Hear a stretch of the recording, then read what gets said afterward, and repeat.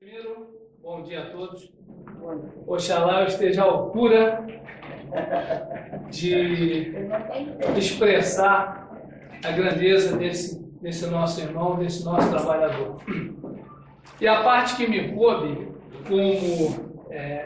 como estudante de filosofia deixou muito feliz, porque ela fala de um assunto que me toca muito fundo e acredito que toque a todos aqueles que amam a teosofia, que é as cartas dos Mahatmas. Esse assunto, o Jinarajadasa, para minha surpresa com essa pesquisa, que foi na realidade um presente, ele tem uma importância fundamental na divulgação, na publicação das cartas dos Mahatmas. Ele foi talvez o maior incentivador da publicação das cartas. Então vamos lá. Ele escreveu um artigo em 1946 sobre o artigo que se chama A História das Cartas dos Mahatmas. E é sobre esse artigo que eu vou falar para vocês. Tá?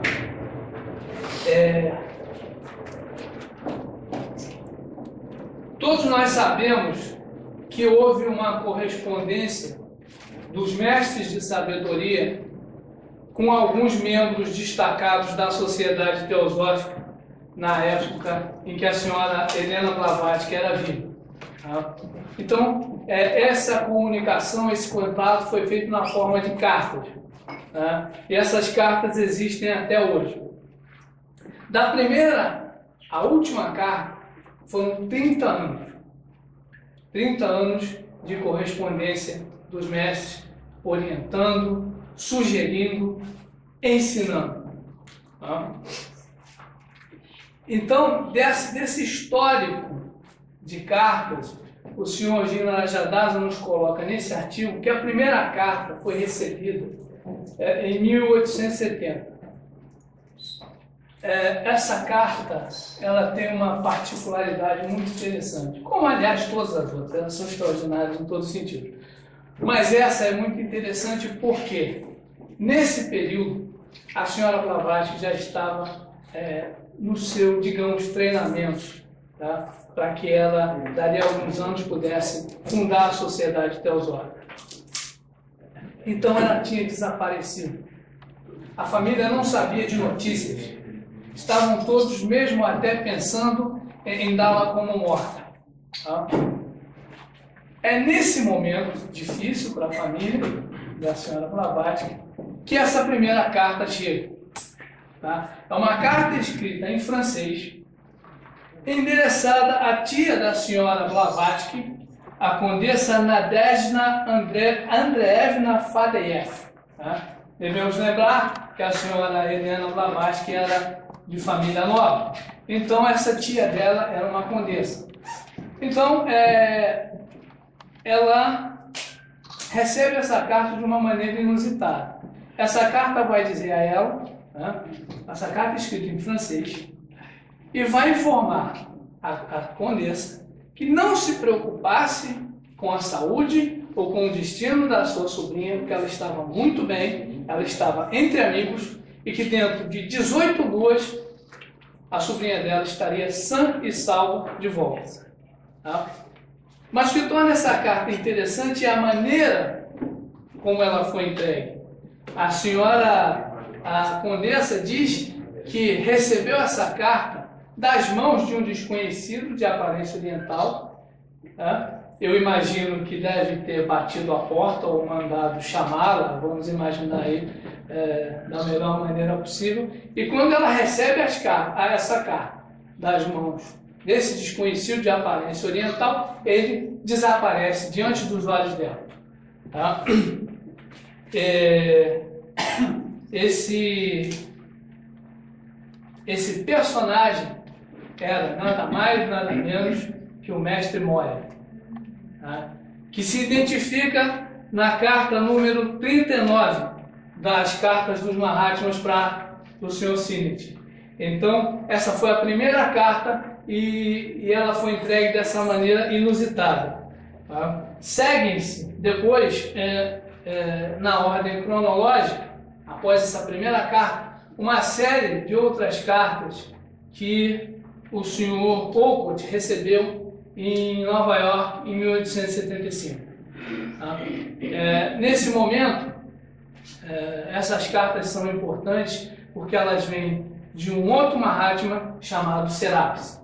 Tá? Ele se assinava como Serapis.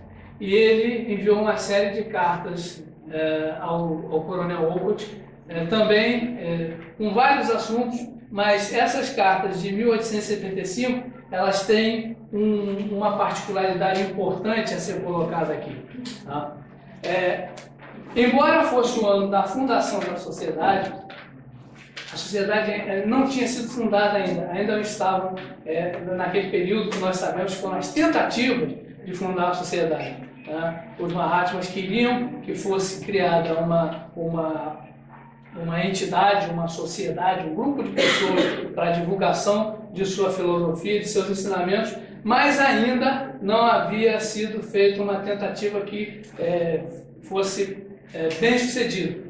Então, nesse momento, em 1875, a senhora Helena Blavatsky estava passando por dificuldades tremendas, tanto dificuldades de ordem pessoal, como ela estava passando por um processo interior, um processo de iniciação, tá? Que é relatado são 8 cartas do Mahatma Serapis para o Sr. Olcott. E numa dessas cartas existe aquele famoso apelo ao coronel Olcott e ao outro companheiro.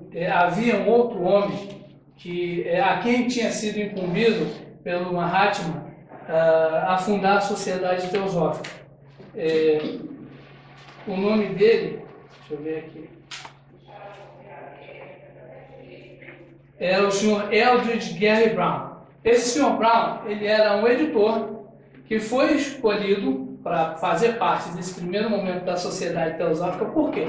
Porque, como ele era um homem ligado ao movimento espírita, havia uma tentativa de fazer com que, através do movimento espírita, a filosofia teosófica se colocasse. Tá? E foi exatamente em 1975. E há uma carta importante que o coronel Olcott recebe, a primeira dessa série de cartas, diz o Sr. Ginásio que é da Fraternidade de Luxor, ou seja, o ramo egípcio da grande fraternidade é que estava à frente dessa tentativa de fundar um movimento que trouxesse a filosofia dos mestres. Então, essa carta é tão importante que, primeiro, ela endossa a tentativa de fundação desse, na época chamado de clube, né? Então, ela é assinada por três mestres, que são Serapis Bey, que se assina como sendo da seção de Elora, Polidoros Insurenos, da seção de Salomão, e Robert Moore, da seção de Zoroastro.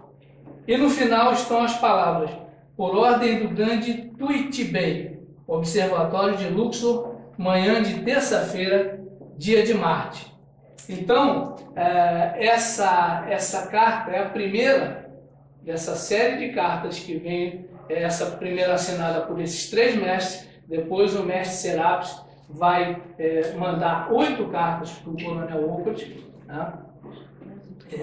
Dizendo que, em função desse momento difícil da senhora Blavatsky, existe uma frase famosa que os corações deles dois, né? Pensando na senhora Blavatsky, cobrindo-a de amor, né? Possibilitariam a ela, favoreceriam a ela a passagem por esse momento difícil. Ele diz, inclusive, numa dessas cartas, o seguinte, que ela vai encontrar com aquele que ela pensava não encontrar mais, né? Na realidade, ele faz